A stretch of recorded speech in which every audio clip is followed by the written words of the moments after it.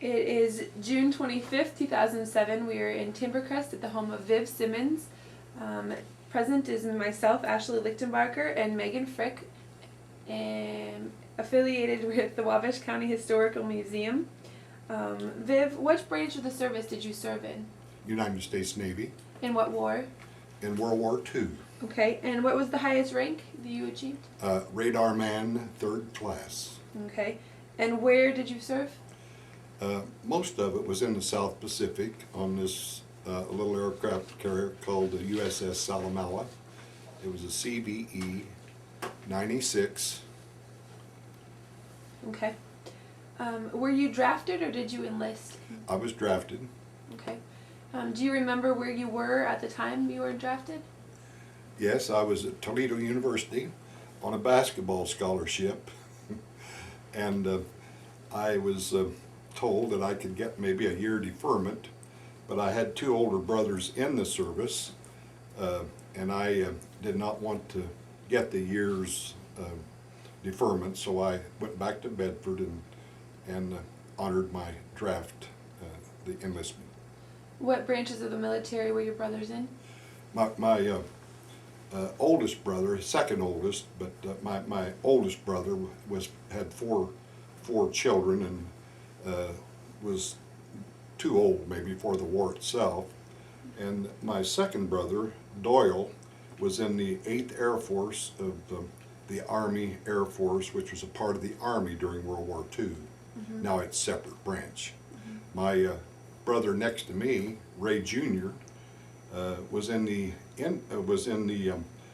engineering division. I think I used to know the number, but they served in the South Pacific building. Really, it's a long story, but they would build the runways on these islands, or they would build roads that the mechanized services could utilize. So he was in the engineers. Okay. Did you have a choice of the service that you were, the branch? Yes, I did. I was lucky. Just at the time that I was drafted, if you actually met the requirements of the different branches, I could have chosen between the Army, the Navy, the Marines, and the Air Force. I had all 4 opportunities, and I chose the United States Navy. Why did you pick the Navy? I think probably because my brothers maybe were already in the Air Force and the Army. Plus, I think probably the Navy I considered being, in all honesty, a little cleaner, maybe a little safer. I'm not sure that was true, but comparatively speaking, it probably was. And I think I just thought it would do more maybe what I wanted to do. Okay. Do you recall your first days of service? I remember one of the first days was my first day at Great Lakes boot camp, and it was on a Sunday, and first time really away from home other than, in the military, and it was one of the loneliest days of my life. Mm. Do you remember about boot camp? Could you tell us a little bit about the experiences there? Boot camp, Navy boot camp is basically to get you physically able to withstand in this particular branch of service the regular naval duties that you might be called upon to do. So it was basically, as the name would imply, it was a boot camp, a preliminary training, a physical training to get us in shape.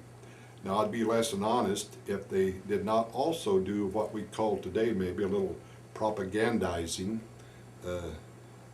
maybe not a better way of putting it, to maybe dislike our 2 major enemies at that time, the Germans and the Japanese. Mm-hmm.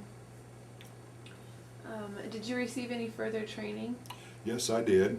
I received the opportunity to go to Northwestern University, which was sort of right down the road from Great Lakes, to a radio school. I went through the radio school at Northwestern University. I want to think maybe about 6 or 8 weeks, but it may have been a little longer, a little shorter.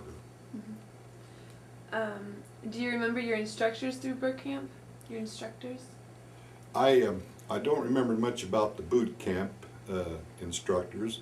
I remember more of my, I guess my instructors at radio school, because I was on the basketball team at the radio school, and we went all around the Chicago area playing basketball. I was on the Bedford High School basketball team in 1943. I graduated in '43, and our team went to the state tournament.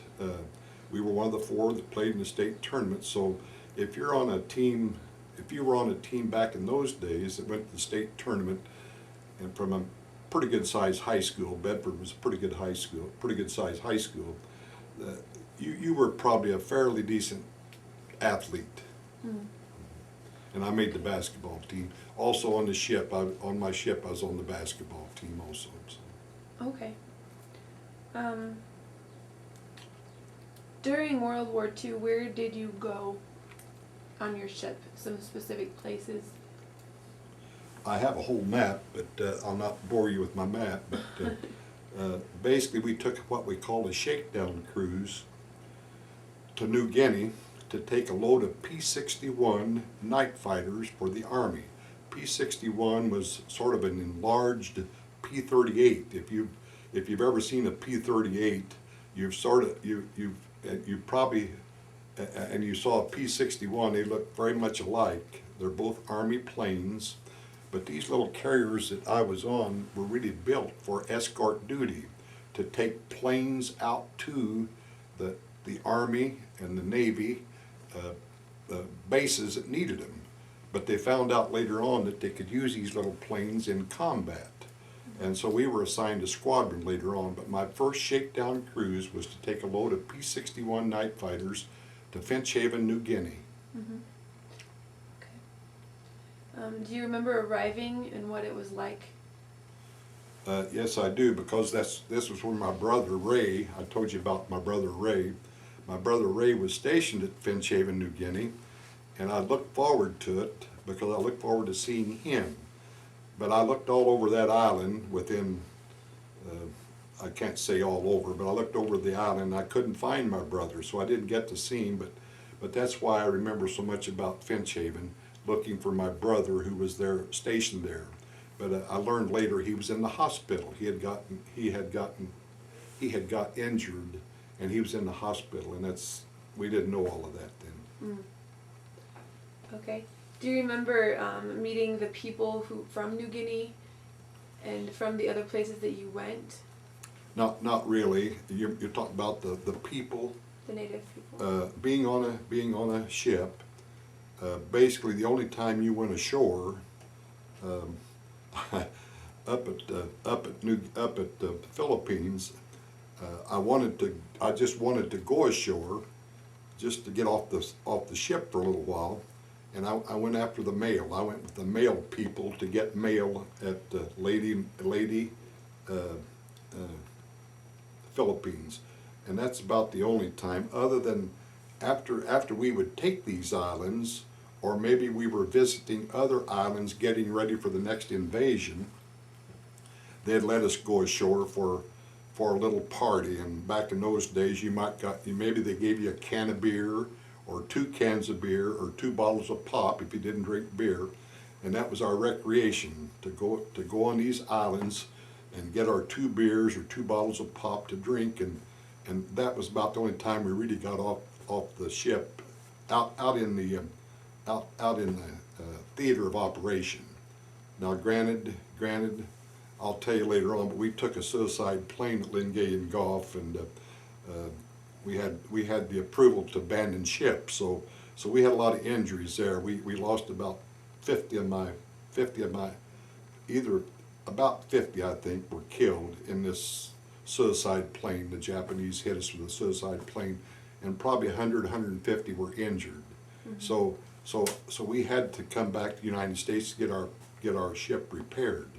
It was, we like I said, we had approval to abandon ship, so it was pretty well, the ship was pretty well wrecked, pretty complete damage. Then I also went through a typhoon at Okinawa, and the plane also had pretty much, we lost all of our planes at Okinawa because of this typhoon, and we had to come back for repairs from the typhoon too. Well, you just answered my question of if you saw any combat. So what could you describe that for me, how that unfolded? Well, being on these little aircraft carriers, I may have said this to you before, but they found out they could use these little carriers for combat. We had 25 planes in what we call our squadron. We had about 15 fighter planes. They were FM2s or F4Fs. They called them Wildcats. They were the fighter planes.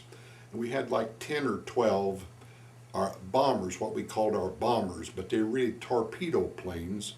They were Avengers, and we call ours TBMs. So we had about 25 or 26 planes on each of these little carriers. They would put 10 or 12 of us little carriers together to cover the landing. So we helped cover the Battle at Leyte in the Philippines, the Battle of Lingayen Gulf in the Philippines, and then, like I said, we took this suicide plane at Lingayen Gulf, so we had to come all the way back to the United States to get our repairs. So we missed Iwo Jima, the Battle of Iwo Jima, but we got back out in time to cover Okinawa, the Battle of Okinawa, and that was the last naval battle before the surrender. Because after Okinawa, they dropped the two atomic bombs on Hiroshima and Nagasaki, and the Japanese surrendered, of course. Okay. What were some of the most memorable experiences that you had during the war? The two most memorable experiences, well, again, the suicide plane we took on a Sunday morning. I think it was January the 13th, 1945, I believe, at the Battle of Lingayen Gulf. It was on a Sunday morning about 9 or 9:30. I was, in all honesty, it was not uncommon when you were out covering those battles. You wouldn't go down. My regular sleeping quarters was about 4 or 5 decks down, 4 or 5 decks below the top flight deck. Well, in battle, it was not uncommon because we were 4 hours on duty and 4 hours off duty, or if we were at general quarters, we were at general quarters before the battle, till the battle was over. They lifted general quarters. So it was not uncommon, but at the time we took this suicide plane, I was right outside of what we call our CIC, Combat Information Center, where all the radar activity took place. I was out there asleep. I was out there asleep between my shifts when this thing hit us, and really and truly, I was pretty lucky because it was far enough away from us. This Japanese plane had a bomb under each wing and a bomb in the front of the plane. It had carried 3 bombs, and it hits you directly, comes down directly. And it went through 7 decks, and really out our double bottom. And like I said, I was lucky. If it had been close enough to me, the explosions, it would probably knock me off of this, I call it a sponson, we call them sponsons, but they were outside walkways, right outside our CIC. That's where I was sleeping. But obviously it woke me up, and I thought we had taken a submarine. I mean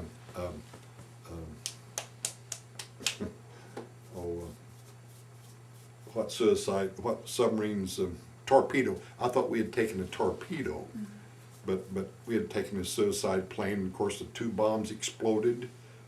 All 3 of the bombs exploded, but the first one explodes when it hits your carrier, and it hit our flight deck. And then the other 2 exploded a little farther down, and then we had a combination of explosions within the ship, because on a carrier you not only carry your fuel for your ship, you carry your fuel for your airplanes. So we had some explosions on the ship too. Mm. Wow.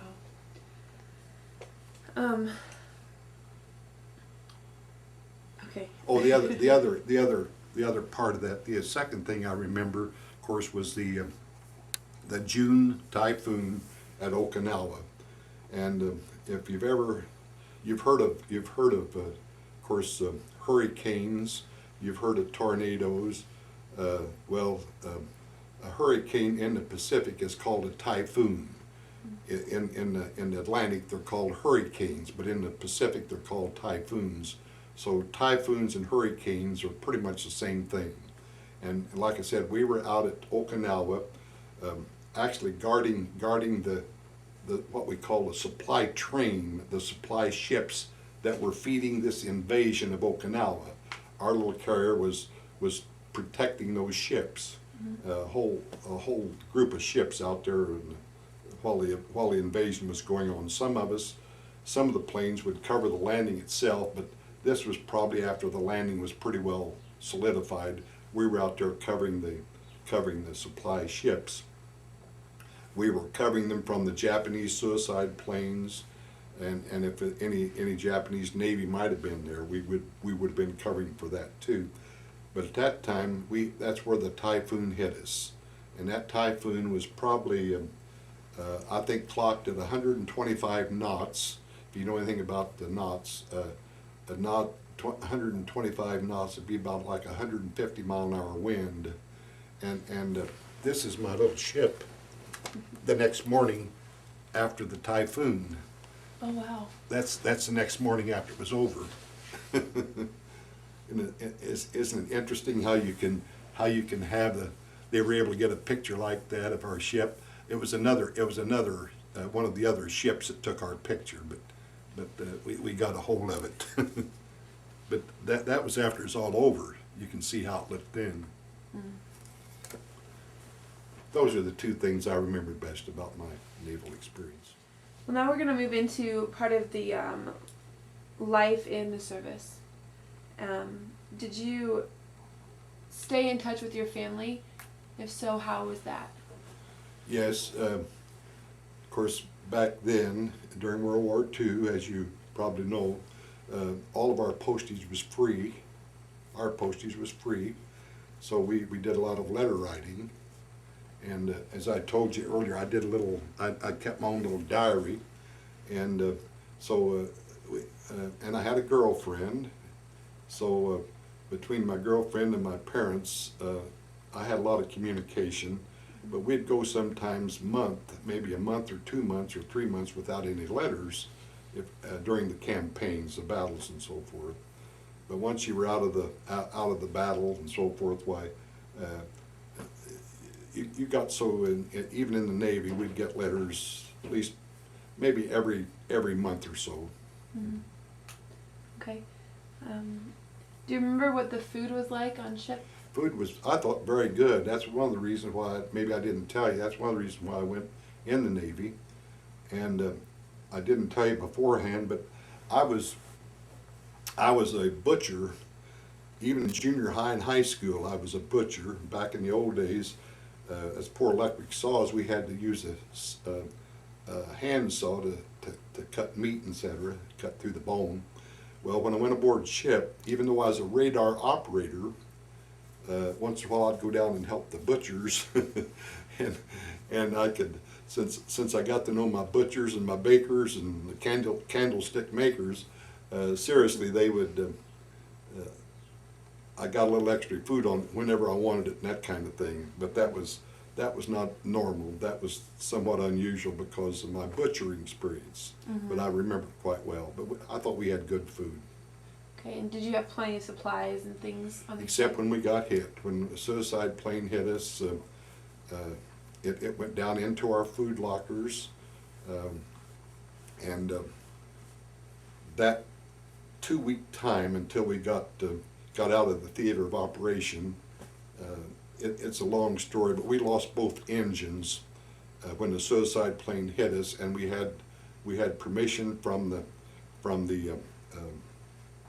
admiral in charge of our fleet to abandon ship, and we were ready to abandon ship. That's the thought the ship was going to sink. But we were also without an engine out there. We were sort of a targeting for more Japanese suicide planes, etc. But what we got, one of our engines started again, and with that one engine starting again, we had two engines on my little carrier. But with that one engine starting again, we could save our ship. So we were able to save it.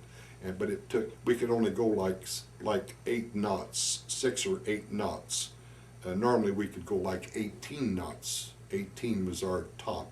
And 18 knots would be like 20 or 25 miles an hour. But when we only had one engine, they gave us a couple of escort carriers. A couple of escort destroyers, destroyer escorts. They went along with us to get our ship away from the theater of operation and get it back to the country.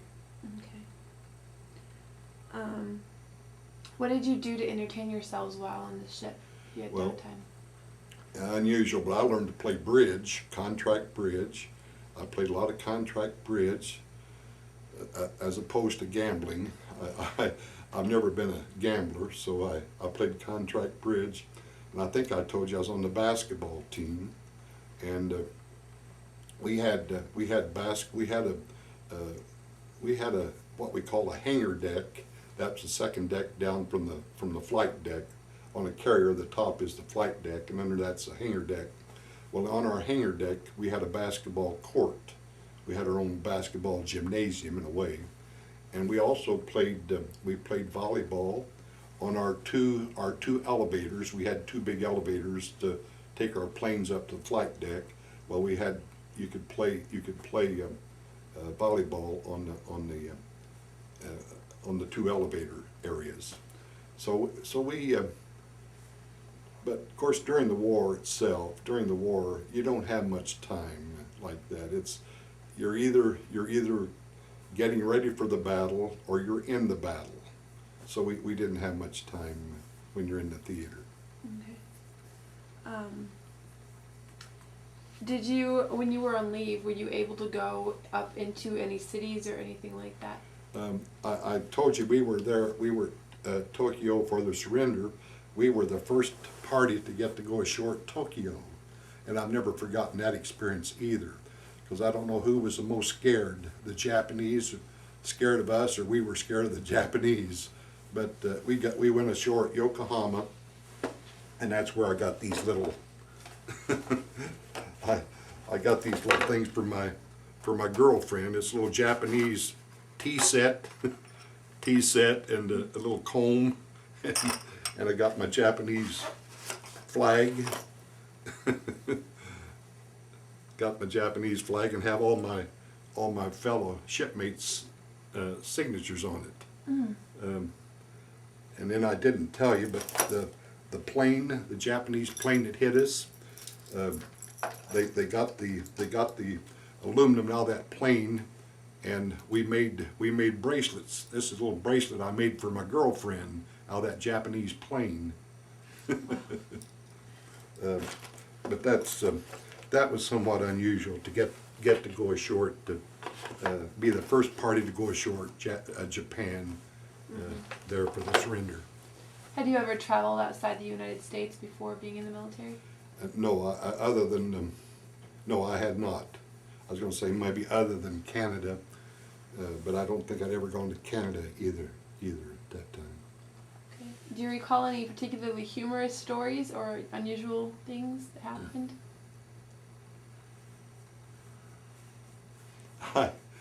It wouldn't be funny to you, but it was funny to me. After the war was over, it seemed like you go from one extreme to the other. My little ship became what they call they used these little carriers. I said there were 100 of them. You can't believe it, but they were made by Kaiser. Kaiser was a manufacturer out in Washington. He made 3 of these little carriers, 3 of them, a month. Someone asked me one time how we won the war, and I said, well, the people back home won the war with their manufacturing. to think they can make 3 of these little carriers like I was on a month, 3 a month. They made almost 50 of these in a little over a year. And that's and if they weren't making aircraft carriers, they were making tanks and airplanes and things for the service. So I said the people back home with their production, and this included a lot of the women folk, as you probably have heard, there were more women in the factories doing this than men. But that's what made it so different, I thought, and convincing. Did you pull pranks on one another on the ship? Not too much with the. I think probably, if you know anything about the services,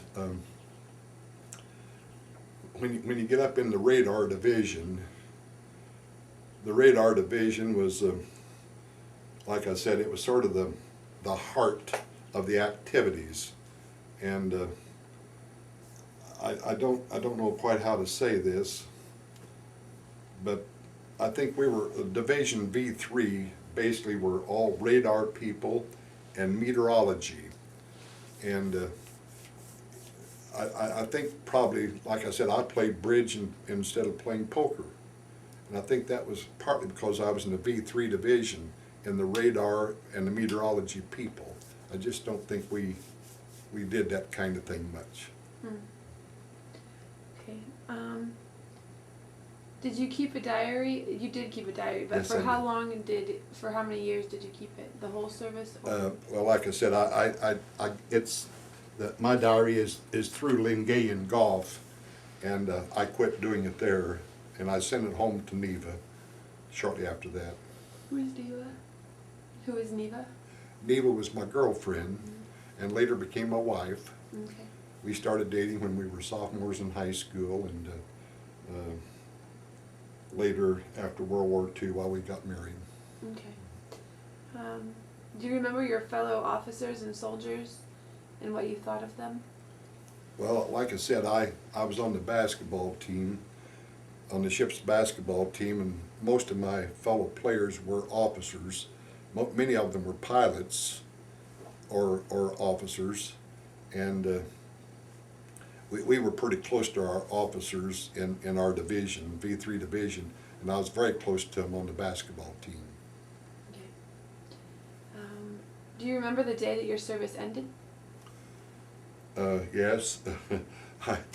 I of course, was out in Shoemaker, California, and that was a long ways from Bedford, Indiana. But like I said, I was out there playing baseball and operating a switchboard and waiting to get enough points to graduate or to be discharged. So my discharge, of course, required a trip all the way to Indiana from California. So I remember that trip very well. What were you doing in Shoemaker? Playing basketball or playing baseball and operating a switchboard. Mm-hmm. And how long were you there again? It was, I don't recall the exact time, but it was probably 3 or 4 months. Okay. And when you got back to Indiana, what did you do for the days and weeks after that?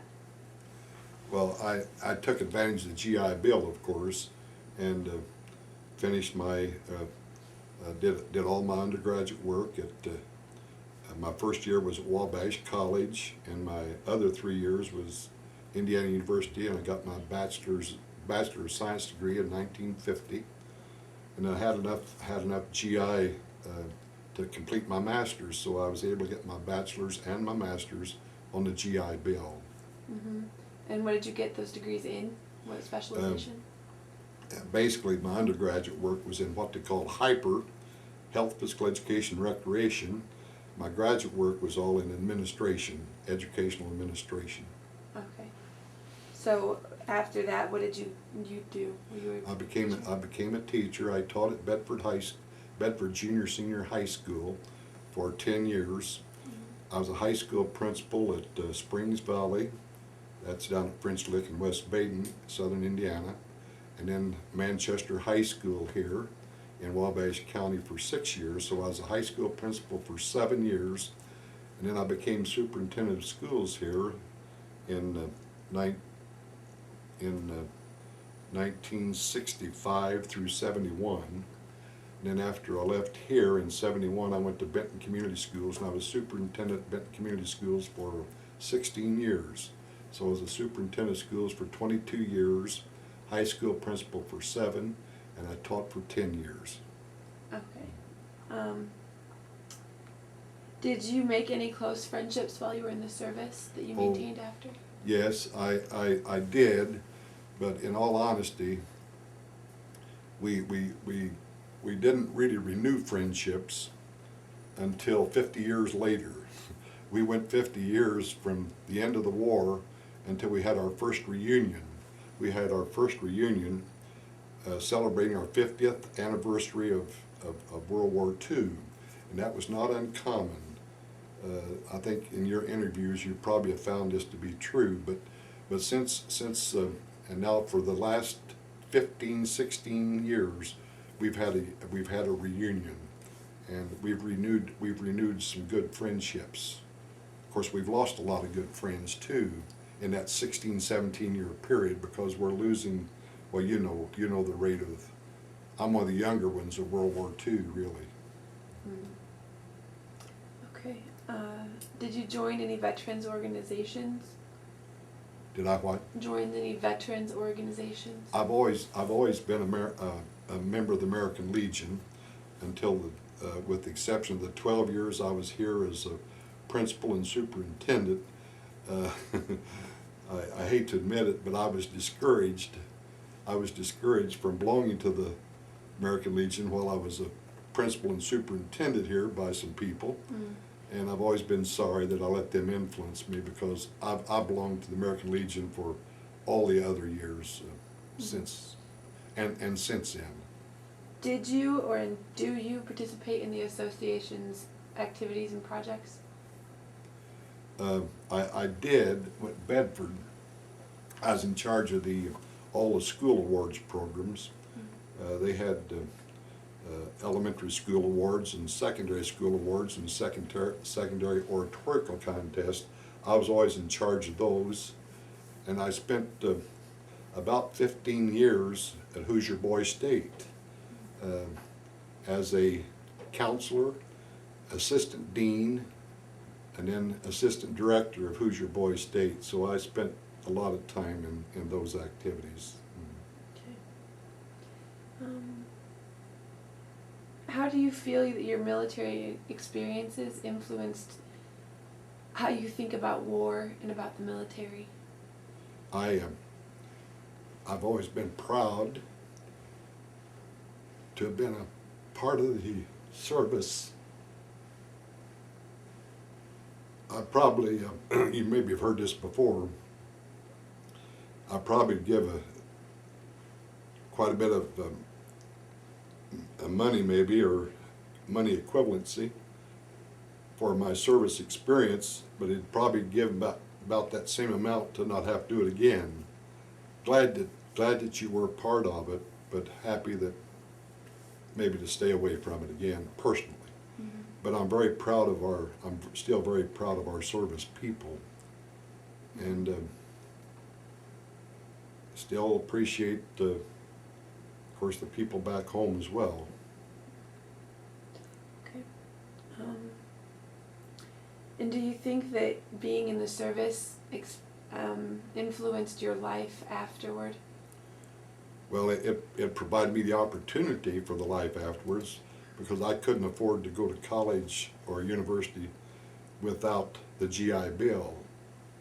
My parents weren't able to send me to college, and we didn't have the loaning potential that they have today. But since the GI Bill paid for all of my college, all except I have a 6th year to get my superintendent's license, and I had to pay for that. But other than that, my country through the GI Bill paid for all of my college or university experience. Okay. Do you still attend reunions? Yes, I do. I'm going to Chicago this year for the Escort Carriers Association reunion, and my own little ship is having theirs out Albuquerque, New Mexico, and I'm not sure I'll go to both, but I'm going to Chicago for sure. Okay. Would you like to tell us about your family? About my family? Mm-hmm. Yes, I married my high school sweetheart, Neva, after World War II. We had 2 children. Joe was born in 1951, so he's 56 years old. Sally was born in 56, so she just turned 50 last year. Both are married, and I have 4 grandchildren. Joe and Sue have they have Abby and Brad, and Sally has 2 children, Elizabeth and Ben. Joe lives in Warsaw. Sally lives in Mansfield, Ohio, and I spend as much time as I can with both families and their families. Okay.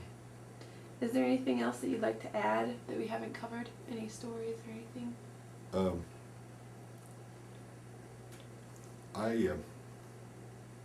Like I said earlier, I'm very proud of the services, and proud of the services yet today, and proud to have been a part of them. But I'm very happy too to be, of course, a non-military person today.